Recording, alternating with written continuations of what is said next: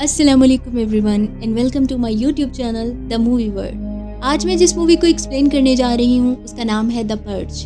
कहानी के शुरू होते ही हमें जेम्स नाम के एक आदमी को दिखाया जाता है जिसकी कंपनी सिक्योरिटी सिस्टम्स बनाती है और सभी अपने घरों और ऑफिसेस में ये सिक्योरिटी सिस्टम एक ख़ास रात के लिए बनवाते हैं जिस रात को द पर्ज कहा गया है। ये रात साल में एक दफ़ा आती है। इस रात को कोई भी 12 घंटे के लिए कुछ भी क्राइम कर सकता है और किसी को भी इस क्राइम की कोई सज़ा नहीं मिलेगी। ये एक तरह का फेस्टिवल है जो रात 7 बजे से सुबह 7 बजे तक चलता है। इसकी शुरुआत आज से 7 साल पहले हुई थी। अमेरिका अब पूरी तरह से बदल चुका है और इस फेस्टिवल को शुरू करने के बाद से अब अमेरिका का क्राइम रेट बिल्कुल ज़ीरो हो चुका है, क्योंकि लोगों के दिलों में जो भी नफरत, जो भी गुस्सा होता है वो पर्ज की रात एक दूसरे पर निकाल देते हैं। पर्ज की वजह से अब अनएम्प्लॉयमेंट रेट भी सिर्फ 1% बचा है।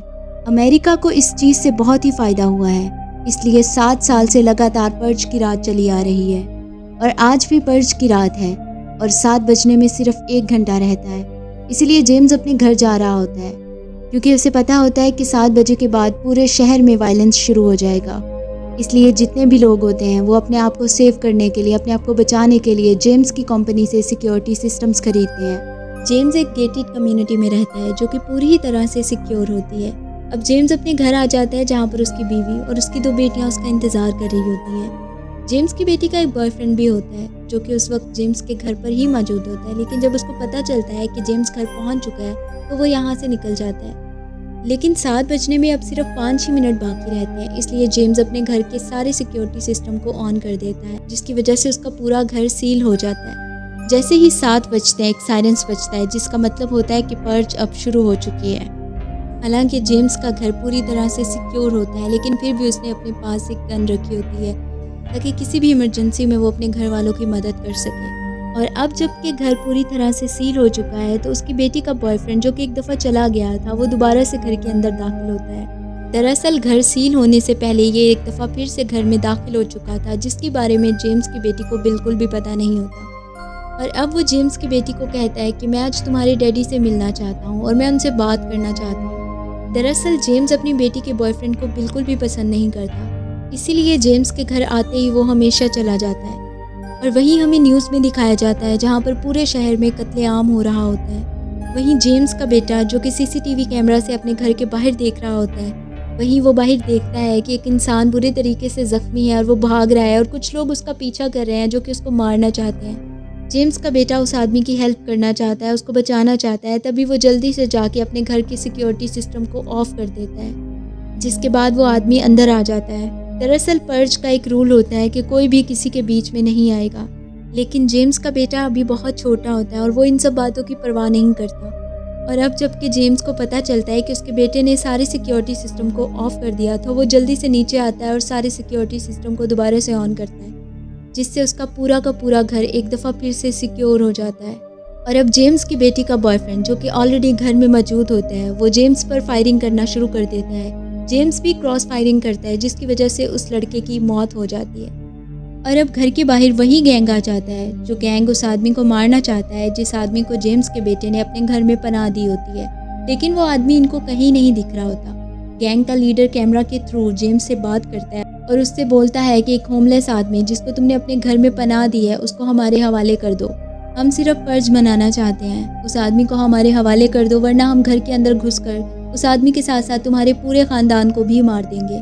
ये गैंग बहुत ही ख़तरनाक होता है क्योंकि इनके पास बहुत ही ख़तरनाक हथियार होते हैं। और अब जब जेम्स दरवाज़ा नहीं खोलता तो वो लोग इनके घर की इलेक्ट्रिसिटी कट कर देते हैं, जिसकी वजह से इनके घर की लाइट बंद हो जाती है। जेम्स की वाइफ जेम्स से पूछती है कि क्या हम सिक्योर हैं। जेम्स बोलता है हाँ हम सिक्योर हैं, लेकिन सिक्योरिटी सिस्टम को तोड़ा भी जा सकता है। जेम्स अब फैसला करता है कि वो अपनी फैमिली की सिक्योरिटी के लिए उस होमलेस इंसान को जो कि घर के अंदर कहीं छुप गया है उसको ढूंढकर उस गैंग के हवाले कर देगा। और अब वो उस आदमी को ढूंढना शुरू कर देता है। घर में अंधेरा होने की वजह से उनको बहुत मुश्किलात का सामना करना पड़ता है। और तभी जेम्स के बेटे को वो होमलेस इंसान दिख जाता है। वो उसके बारे में किसी को नहीं बताता बल्कि उसको एक और सिक्योर जगह पर छुपा देता है। पर उस आदमी को पता चल जाता है कि वो ज़्यादा देर तक यहाँ पर छुप नहीं सकता, इसलिए वो बाहर आता है और जेम्स की बेटी को गन पॉइंट पर ले लेता है। जेम्स उसके सामने होता है, लेकिन तभी जेम्स की वाइफ पीछे से आके उस आदमी को गन पॉइंट पर ले लेती है, जिसके बाद जेम्स उस पर हमला कर उसके हाथ पकड़कर उसको बांध देता है। और अब ये उस आदमी को उस गैंग के हवाले करने की तैयारी कर रहे होते हैं। वो आदमी बहुत ज़ख्मी हो चुका होता है, उसको गोली लग गई होती है। तभी ये सब देख के जेम्स की वाइफ को उस आदमी पर तरस आ जाता है और वो जेम्स से कहती है कि हम ऐसा नहीं कर सकते, ये सब इंसानियत के ख़िलाफ़ है। अगर हम भी ऐसा करेंगे तो हम में और उस गैंग में क्या फ़र्क रहेगा। और तभी वो आदमी जेम्स से कहता है कि तुम मुझे उस गैंग के हवाले कर दो और अपनी फैमिली को सिक्योर करो। लेकिन अब जेम्स को एहसास हो चुका है कि उसको उस आदमी की मदद करनी चाहिए। तभी वो फैसला करता है कि वो उस आदमी को उनके हवाले नहीं करेगा और उस गैंग का मुकाबला करेगा। वहीं उस गैंग को दिखाया जाता है जो कि एक ट्रक की मदद से इनके घर के सिक्योरिटी गेट को तोड़ देते हैं। और अब एक एक करके गैंग के आदमी घर के अंदर आना शुरू हो जाते हैं। जेम्स उनमें से कई सारे लोगों को मार देता है, लेकिन अब गैंग का लीडर जेम्स को बुरे तरीके से जख्मी कर देता है।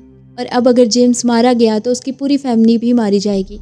वहीं अब जेम्स के नेबर्स को दिखाया जाता है जो कि बहुत सारी तादाद में घर के अंदर आ जाते हैं। ये एक बहुत बड़ी गेटेड सोसाइटी होती है जहाँ पर हर इंसान एक दूसरे को जानता है, इसलिए वो सारे गैंग के सभी लोगों को मार देते हैं। लेकिन गैंग का लीडर अभी भी जिंदा होता है और उसके पास एक गन भी होती है। वो जेम्स की पूरी फैमिली को मारना चाहता है, वो उन्हें मारने ही वाला होता है कि तभी जेम्स की बेटी वहां आके उसको शूट कर देती है और इस तरह से गैंग के लीडर की मौत हो जाती है। और अब जेम्स भी इस दुनिया में नहीं रहा, लेकिन जेम्स ने मरते मरते अपनी फैमिली और उस होमलेस इंसान की जान बचा ली। जेम्स की वाइफ के सामने उनके नेबर्स होते हैं जिनसे वो थैंक्स कहती है। लेकिन आज पर्च की रात होती है, इसलिए कोई भी इंसान किसी को भी मार सकता है जिसकी उन्हें कोई सजा नहीं होगी। जेम्स के नेबर्स यहाँ पर इसीलिए आए होते हैं क्योंकि वो जेम्स की फैमिली को मारना चाहते हैं, क्योंकि सबने जेम्स की कंपनी से सिक्योरिटी सिस्टम खरीदे थे और उन सबको ये लगता है कि जेम्स उन्हीं के पैसों से अमीर हुआ है और हमारे पैसों पर अय्याशी करता है। लेकिन इससे पहले कि वो लोग जेम्स की फैमिली को कोई भी नुकसान पहुंचाते, वहाँ पर वही होमलेस इंसान आ जाता है और वो वहाँ मौजूद कई लोगों को मार देता है और कुछ नेबर्स को गन पॉइंट पर ले लेता है। तभी वो जेम्स की वाइफ से पूछता है कि अब हमें क्या करना चाहिए। जेम्स की वाइफ उसे कहती है कि इनको छोड़ दो, इन्हें जाने दो। और तभी वो सब लोग वहाँ पर बैठ जाते हैं। जैसे ही सुबह के 7 बजते हैं, यानी कि अब पर्च खत्म हो चुकी है, तो जेम्स की वाइफ सबसे कहती है कि तुम सब अब यहाँ से जा सकते हो। वो लोग वहाँ से चले जाते हैं और साथ ही होमलेस इंसान भी। जेम्स की फैमिली ने उसकी जान बचाई और उसने जेम्स की फैमिली की, और इसके साथ ही वो होमलेस इंसान यहाँ से निकल जाता है।